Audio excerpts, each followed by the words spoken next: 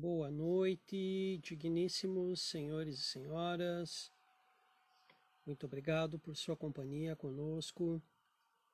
Partimos hoje para mais um episódio do nosso projeto A História da Luz. Tratando do assunto das iniciações do Ocidente, hoje partiremos a continuação da segunda vertente daquilo que nós consideramos como vertentes fundamentais da tradição iniciática ocidental, ou seja, da tradição iniciática deste lado de cá do globo, aonde o Sol se põe. É interessante esse conceito de Oriente e Ocidente. A luz nasce no leste, vem nos orientando, e aqui estamos todos no espaço aonde o Sol se põe. É um tanto filosófico isso, ou metafórico, como preferirem, pois nós vivemos diariamente um nascimento do Sol, a transmissão de sua luz, suas energias, aquela parte positiva da energia vital, e estamos e o observamos no local onde ele se põe, onde ele também traz aquele momento de introspecção, ou seja, de nos permitirmos vivermos esta noite. A noite é óbvio que vai conduzir a inúmeros conceitos muito presentes na tradição esotérica ocidental, como o da noite escura da alma, ou deste momento aonde nós vamos, por nossos próprios méritos e conceitos e vivências, agregados culturais, aquilo que cada um preferir nomear, permitir que esta noite habite em nós, para que lá no fundo desta noite, desta treva, nós encontremos aquela chispa, aquela fagulha, aquela chama que mantém o nosso santuário interior sempre iluminado. Esta chama, ela não se desfaz. Mesmo que nós passemos pela transição, essa chama, essa parcela divina a qual nos é de merecimento, ela continua conosco, pois somos todos filhos do divino, somos todos pequenas parcelas de Adão. Nesse conceito bem da nossa temática martinista, né, onde temos este personagem principal ou grande arquétipo da humanidade, que é o Adão, nós voltamos a lembrar a todos deste processo de queda de Adão. Nós precisamos da iniciação porque Adão caiu. Se Adão não tivesse caído, nós não precisaríamos da iniciação. Como estamos aqui, filhos de Adão, manifestados no mundo onde necessitamos de pai e de mãe, a iniciação serve para nós como um conforto às mazelas ancestrais, ou até podemos dizer que uma pena arquetípica, mazelas arquetípicas, que fazem parte do nosso ser. Todo o ser, não importa qual ele seja, ele vai buscar no seu interior um contato com o divino, seja da forma como ele desejar ou ele quiser, consciente ou inconscientemente. Às vezes procura-se nos bens materiais aquilo que lá na profundidade, lá naquilo que ainda não foi descoberto pelo ser, ou seja, aquilo que é inconsciente, ele busca, por meio destes subterfúgios, dessa fuga na matéria, ele busca aquilo que há de mais elevado de divino, que não está na matéria. Está no nosso interior, assim como está no grande exterior. Está acima, está abaixo, está dentro, está fora. Para que a manifestação da beleza da unidade se faça. Hermeticamente, esse conceito apresentado para vocês com algumas palavras mais parapoéticas do que realmente herméticas, faz com que o ser, na sua forma, do seu jeito, encontre dentro destas vertentes principais da tradição esotérica do Ocidente o seu caminho de reparação, de restauro, do restauro do seu ser e, quiçá, da reintegração dos seres. Este novo momento do projeto História da Luz, dos temas principais do aprofundamento, ou seja, os episódios de aprofundamento dentro dos temas principais, que são a iniciação e as ciências sagradas, buscam brindar, trazer a cada um de vocês uma melhor apresentação daqueles temas que estão lá naqueles apresentados anteriormente como temas principais básicos.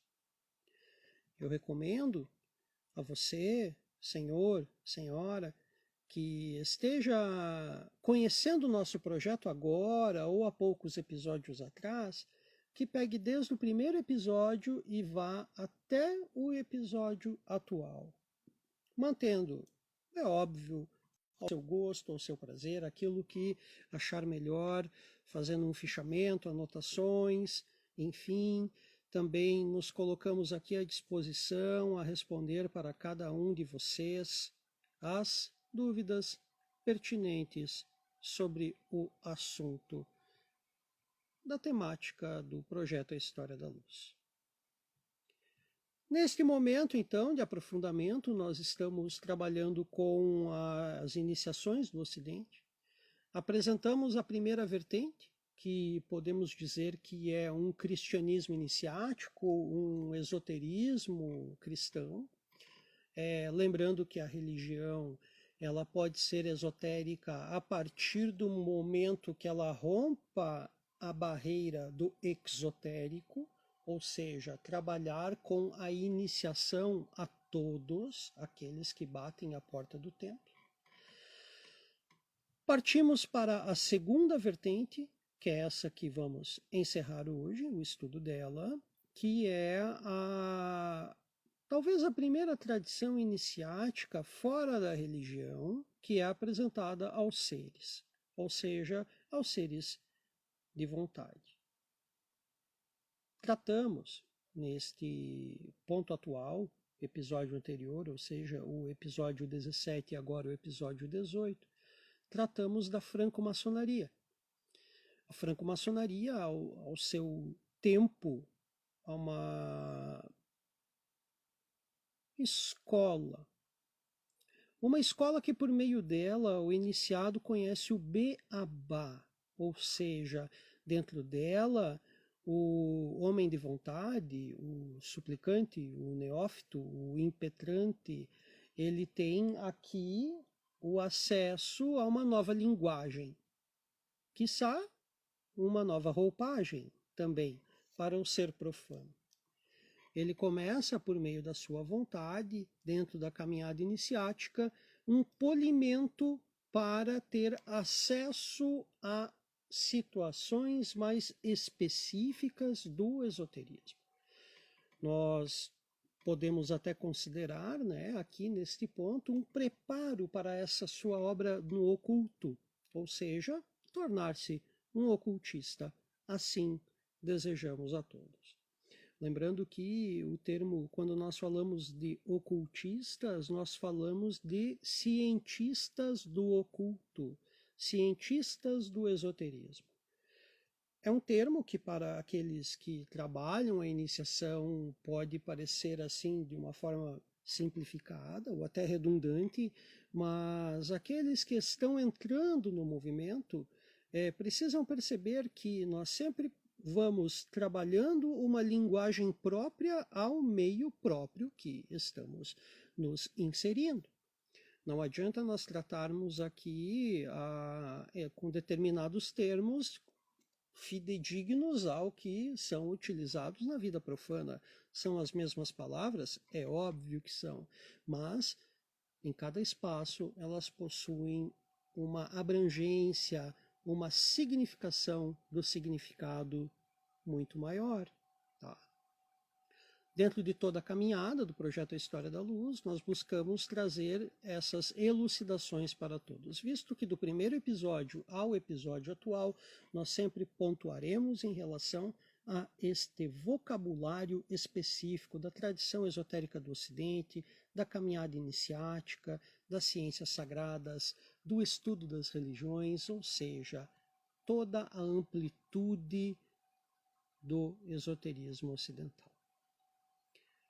Caminharemos então hoje para a segunda etapa, o segundo momento da segunda vertente iniciática, que é a franco-maçonaria. Como de costume, antes de abrir o nosso episódio, eu gosto sempre de trazer esta apresentação, uma reflexão de alguns fatores pertinentes ao nosso projeto, ao nosso estudo. Às vezes aqui eu até acabo dando algum spoiler daquilo que virá do episódio, ou relembrando coisas temas dos episódios anteriores e, quem sabe, até trazendo aqui algumas situações dos futuros episódios. Tá? Então, como abertura ao nosso momento, eu peço ao grande Deus, o grande arquiteto do universo, aos mestres cósmicos da Fraternidade Branca, a Yeshua, que é o Cristo, o iniciado perfeito, ao sopro do Santo, Ruach HaKadosh, o Espírito Santo, que nos tragam as luzes crísticas de Hod, de Elohim Tsabaot, do Arcanjo Micael, de todos os Beni Elohim, e principalmente agradecendo a docílima, sempre presente presença do nosso muito amado, muito querido Anauel, que possamos trabalhar, que nossa língua esteja na senda justa que medeia entre Jaquim e Boaz, e que ela não pese nem para mais, nem para menos, e que nunca se esqueça dos princípios da beleza, da bondade e da justiça. Que assim seja.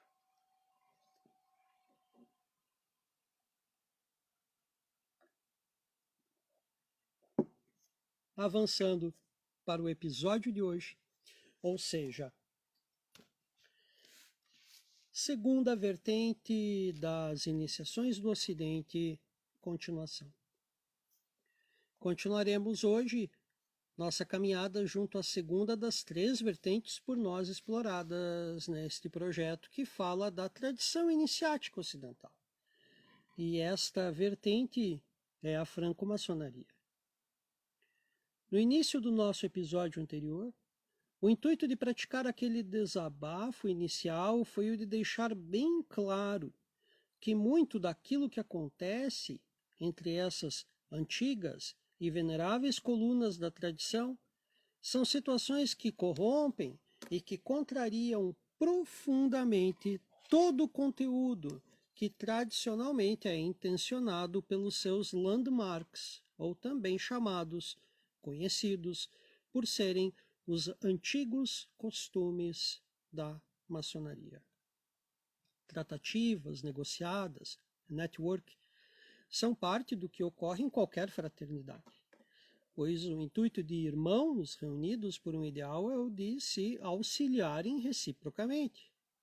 Mas sendo apenas este o propósito único e descarado, que hoje popula as colunas que no passado eram tidas como sagradas, nos leva a entender aquilo que nosso mestre do passado, Martinez de Pasquali, queria dizer sobre a ordem que já a seu tempo, lá nos idos de 1740, 1750, era chamada por ele de apócrifa, Ou seja, melhor dizendo, fora daquilo que é considerado como sagrado.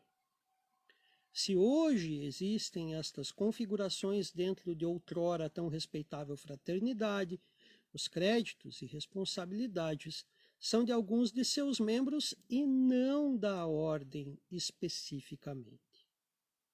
Torná-la um clube cuja única intenção é a de fazer comércio é uma profanação ao verdadeiro sentido que envolve sua profundidade tradicional, que é a de trabalhar a e na pedra bruta.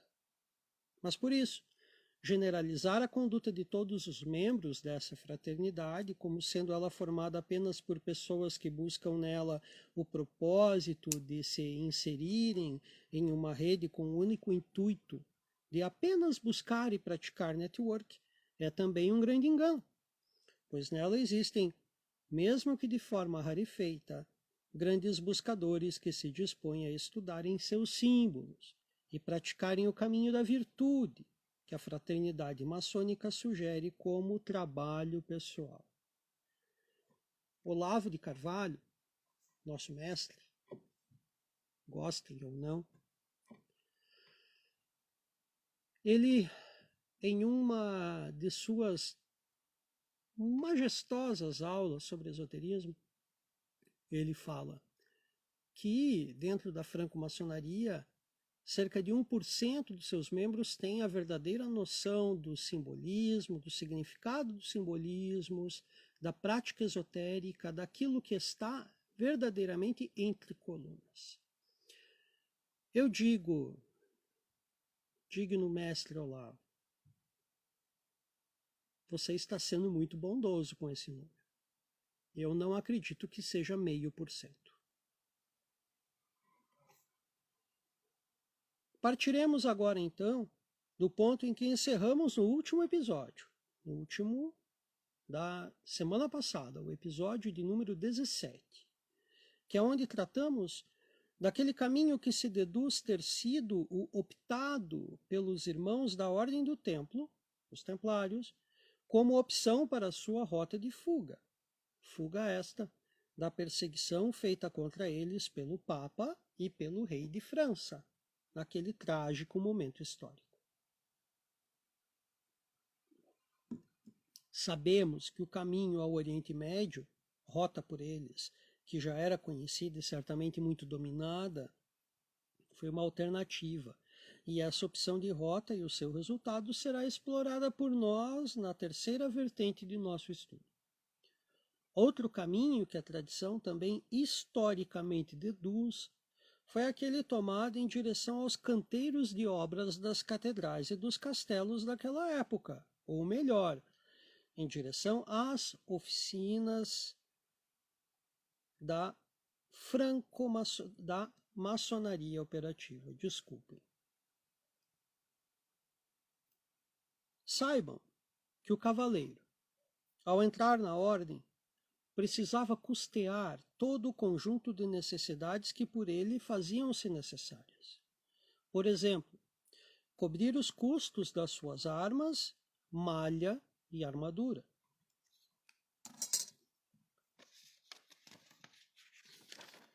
De seu cavalo e de mais 2 cavalos para seu apoio, de um escudeiro, além dos custos para subsistência e manutenção desse todo que envolvia suas missões, como, por exemplo, as missões, as idas que iam rumo à Cidade Santa de Jerusalém.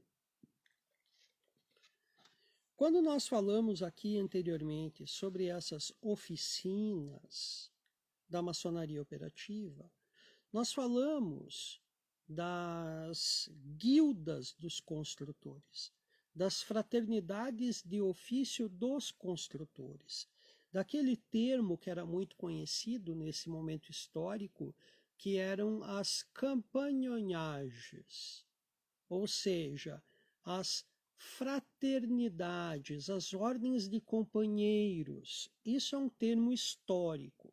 Isso está em documentos muito antigos. As guildas eram essas fraternidades de ofício. haviam guildas dos carpinteiros, dos oleiros, dos ferreiros, dos jardineiros, dos sapateiros, dos padeiros.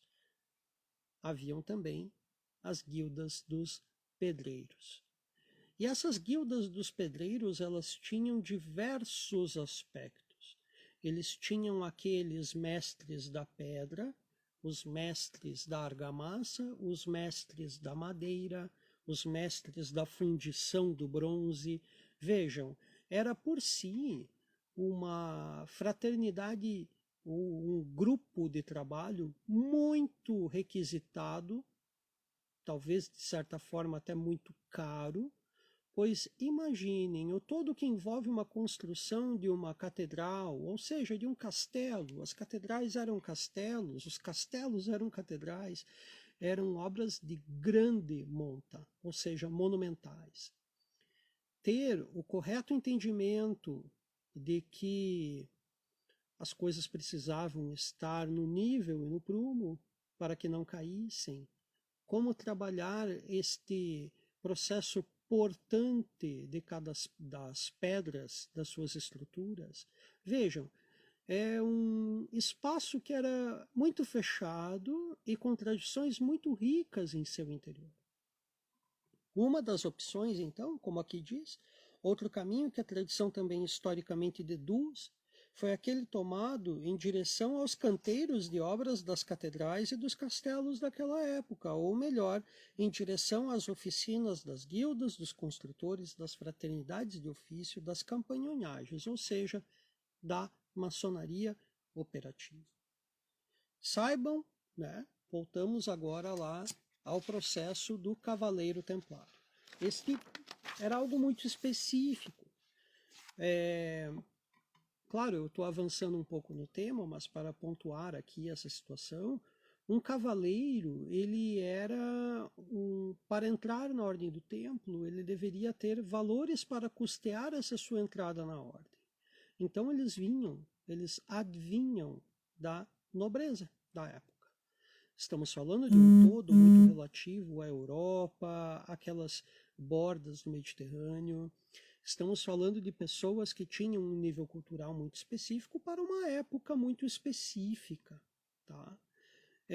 Poder custear todo esse volume de necessidades para um cavaleiro era algo que estava especificamente ligado à nobreza. Ou seja, aquelas pessoas que naquele tempo tinham um acesso direto com a igreja e que sentiam o chamado e buscavam essa caminhada iniciática. A partir do momento que eles tornavam-se cavaleiros da ordem do templo, eles abdicavam da sua vida profana. Eles passavam a ter uma vida sagrada, uma vida iniciática, uma vida consagrada à cavalaria. Aqui estamos falando de um processo de iniciação e um processo de ordenação.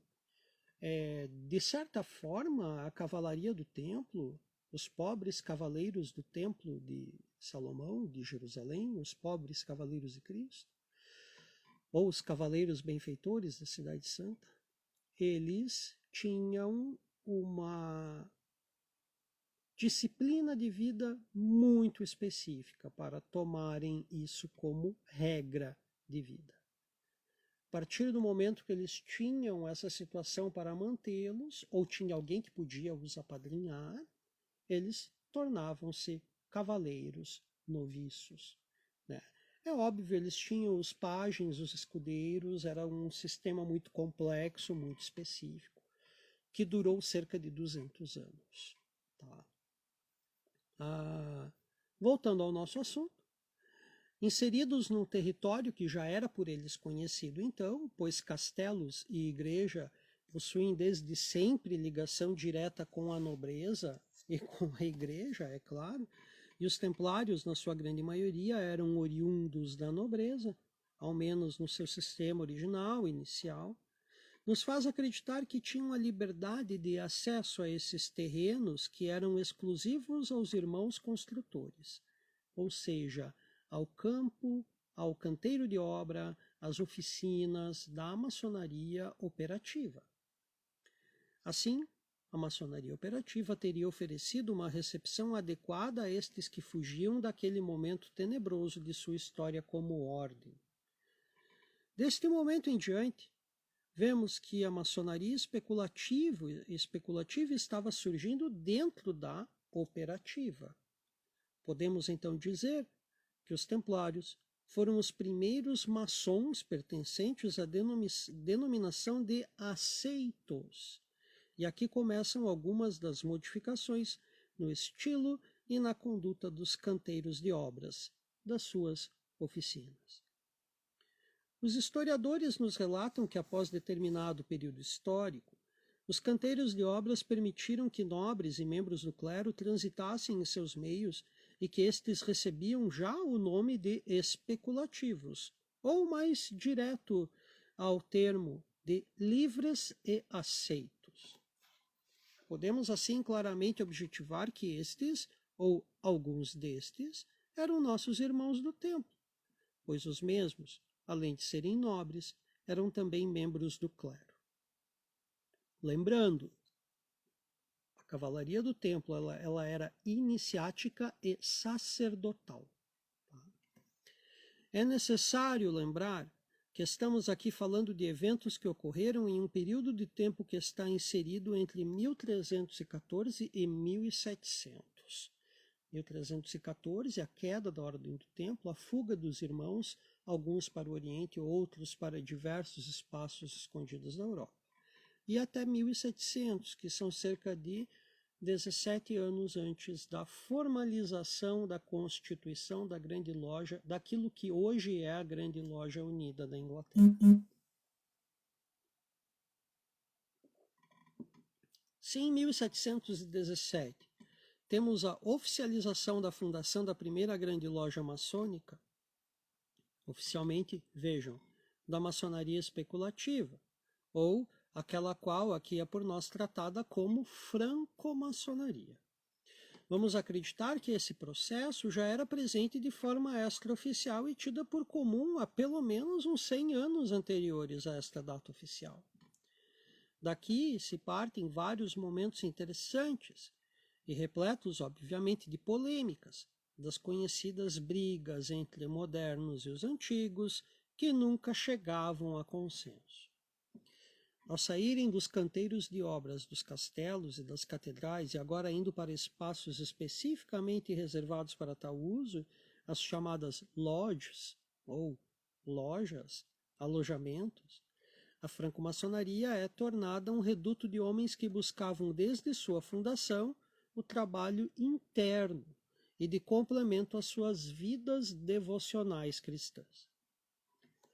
Se a popularização dela resultou na formalização da primeira grande potência maçônica conhecida, ao possuírem um órgão regulador de seus ritos e rituais, mesmo que ainda disformes e primitivos ritos e rituais, essa ação permitiu uma maior expansão da franco-maçonaria pelo velho mundo. Não levou muito tempo para que as cismas entre os modernos, que eram na realidade os fundadores do novo regime, apaziguarem-se com os antigos, que eram aqueles que ainda estavam ligados aos antigos costumes operativos. Unidos e mais fortes, formam então o que até hoje temos como a Grande Loja Unida Inglesa. Talvez tão antigos ou mais que os ingleses, os franceses, logo após formalizarem também o que foi chamado de Grande Oriente da França, agregando por sua conta os chamados escoceses, que era o outro nome dado aos pedreiros livres daquele tempo. Era comum que todo construtor de catedrais ou de castelo fosse chamado de escocês. A Escócia, vejam, foi um dos lugares que acolheu nossos irmãos templários, fugitivos das perseguições direcionadas contra eles. Outra questão também são das antigas rusgas entre os ingleses e os escoceses, que os franceses atribuem a parte do nome de seu mais popular rito, para de certa forma dizer que o rito foi originado na Escócia e não na Inglaterra. Brigas de vizinhos que estão mais para aquelas brigas de família. É claro que o que se apresenta aqui para vocês, nossos caros senhores e senhoras, é um resumo de uma história que consta em centenas de livros já escritos sobre o assunto. Existem também inúmeros documentos tradicionais que explicam essa sina histórica e suas várias versões. Assim como temos várias histórias que contam várias versões, é também sobre o grande número de ritos que nos apresentam seus vários rituais que nos brindará este estudo. Assim como as variadas linhagens, potências, grandes orientes, grandes lojas, que são impossíveis de serem enumeradas com precisão, a saga da franco-maçonaria é conhecida claramente por uma frase que irrita muitos ouvidos. Os regulares de hoje são os irregulares de ontem. E aqui vem a necessidade de abordar o quesito regularidade, que é interessante, mas também muito necessário, antes de mais nada, muito necessário de ser comentado. Existem 3 conceitos para se atribuir regularidade maçônica, que alguns mais honestos, e diria, na minha humilde opinião, mais sérios, vão dizer que são 2. Primeiro, a regularidade de origem. Segundo, a regularidade de princípios. E terceiro, a regularidade de iniciação. Neste primeiro conceito, o foco é que a potência deve ser originada na tradição originada em 1717. Este ponto é um grande equívoco, pois seria de se atribuir essa regularidade apenas aos grupos que se originaram diretamente da chamada Grande Loja Unida da Inglaterra e a mais ninguém.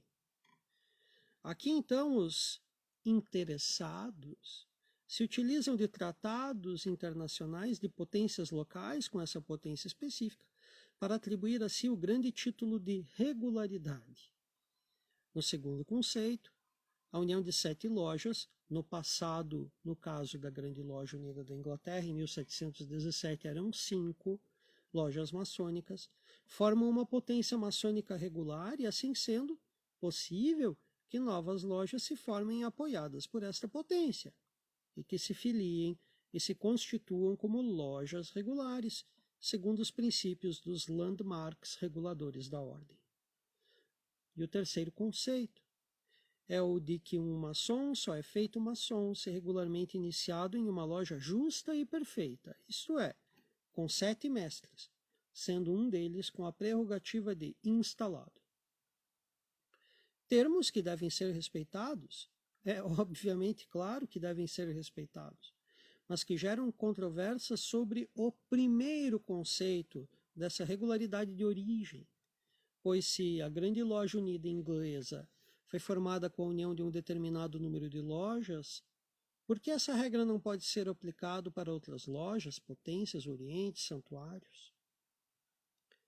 Fica aqui a questão, mas deixemos que se importem com isso aqueles que acham que isso importa. Superada essa questão, vamos para aquela que, na minha opinião, é a mais válida e bela deste debate: os ritos. Mas antes de mais nada, é necessário expor uma questão de palavras. Rito, ritual e cerimônia. São palavras que a um primeiro momento parecem iguais, mas, no assunto específico da tradição, não são. Sempre lembramos que, ao tratarmos dos assuntos esotéricos, místicos, ocultos, precisamos reaprender alguns detalhes de vocabulário, e este é sempre um ponto muito importante e também interessante de ser debatido. Rito, ritual e cerimônia são palavras que possuem muitas diferenças marcantes nesta caminhada das tradições esotéricas. E no caso da nossa, a tradição esotérica ocidental, elas carregam profundos significados, ainda mais particularmente na maçonaria especulativa. Aos operativos, talvez a existência e presença de rituais fosse algo bem comum, devido ao caráter devocional que esses possuíam, sendo certo que, ao início e ao fim de um dia de trabalho, o agradecimento ao grande arquiteto do universo fosse habitual, agradecendo ao dia de obra justa e perfeita. Já os especulativos, Essas palavras possuem grandes diferenças, como veremos agora. Ao tratar de rito, temos aqui o rótulo dado ao processo iniciático completo, que um irmão poderá intitular, talvez até equivocadamente, de a sua maçonaria. É a do rito tal, ou a do rito tal. Não, a minha maçonaria é a tal. Já vamos entrar nisso. Mesmo que sendo um equívoco, não deixa de estar correto. O rito é a definição da forma como a maçonaria será praticada por aqueles que iniciaticamente a este rito pertencem por filiação. Iniciação, filiação. Hoje acredito que não são cerca de 200 ritos diferentes conhecidos. Existem até alguns plágios uns dos outros, mas não é esse o nosso ponto. Tá? Se está quase perto deste número. Tá? Estes são tidos como a forma de se olhar para a maçonaria, e devem, antes de mais nada, serem possuidores dos 3 graus simbólicos conhecidos, ou seja, de aprendiz, o de companheiro e o de mestre, com a prerrogativa do mestre instalado para aqueles que conduzirão as atividades de um triângulo ou loja. Os mais conhecidos hoje no Brasil são os ritos de York e o Emulation, que dele descende, o escocês antigo e aceito, o francês, que também é conhecido por moderno, os adoniramitas, dos sistemas de 13 graus e de 33 graus, o Schroeder, o brasileiro, o rito escocês retificado, que é considerado, este último, a obra-prima da maçonaria pela escola mística e esotérica que ela é descendente. Este último voltará a ser comentado no nosso próximo episódio, ao falar da terceira vertente da tradição esotérica ocidental, juntamente com a escola dos ritos egípcios e das vertentes ocultistas da franco-maçonaria. Existe muito a se falar sobre ritos maçônicos. Alguns de vocês hão de concordar comigo, mas nosso momento é curto. Agora vamos aos rituais. E estes são o que causa polvorosa no povo que vive do lado de fora das portas das lojas, ou seja, aos profanos. Falar de rituais já traz à mente das pessoas imagens e ideias de solenes compromissos, juramentos, pactos, pessoas da família que são dadas para a ordem, o sangue do bode que tem que ir, blá, blá, blá, blá, blá. E aí moram as grandes besteiras ditas, ouvidas, faladas e escritas sobre a franco-maçonaria. Rituais. Vejam bem, são os dramas utilizados para a instrução dos membros em cada grau dos ritos, ou ordens maçônicas, que diferem de etapa para etapa na caminhada em cada um destes ritos. A grande maioria dos ritos são divididos em classes simbólicas e filosóficas, ou ordens laterais. E para cada um destes graus, ou ordens, são utilizados rituais diferentes. Em um rito peculiar da escola dos ritos egípcios, o de Mênfis e Misraim, existe dentro de sua programação curricular o estudo de rituais antigos de cada grau de sua classe simbólica, além de que é o rito com o maior número de graus conhecidos, divididos em classes chamadas de rosacruciana, cabalística e hermética. Voltaremos a falar dessa verdadeira escola, ou melhor, desta universidade maçônica, nos nossos próximos episódios. E vamos agora ao termo cerimônias. E estas são muito específicas por sua utilidade e certa frequência comum de utilização. Inicialmente, uma cerimônia maçônica terá um ritual próprio, e que é, obviamente, de uso restrito ao rito ao qual ela abrange. Temos as cerimônias de iniciação, de elevação, de exaltação e de instalação, que são encontradas em todos os ritos, mas também temos as cerimônias de funeral, de banquete, de filiação, das sessões brancas de encerramento de ano, de Dia das Mães, indo até algumas, aqui na região sul é muito comum o da Semana Farroupilha, e indo até algumas muito específicas, como na escola egípcia, com suas cerimônias de solstícios e de equinócios. Senhores e senhoras, a franco-maçonaria é uma verdadeira escola de aperfeiçoamento moral e de intelectual e, para o homem, trabalhando este para que se torne um fiel devoto do grande arquiteto do universo, que é Deus. Torná-lo um bom pai de família, um bom esposo e um bom filho, um trabalhador, sendo este honrado e honesto, fiel aos conceitos que fazem da sociedade um lugar melhor para ser habitado por toda a fraternidade humana. Se você conhece um maçom e não vê nele essas qualidades morais e sociais agora citadas, por favor, não culpe a maçonaria, pois saibam bem, ela já estava aqui quando chegamos e continuará aqui quando partirmos. Fiquemos todos bem, fiquemos todos no bem sempre, e eu deixo o meu tríplice fraternal abraço. Obrigado a todos, até a próxima.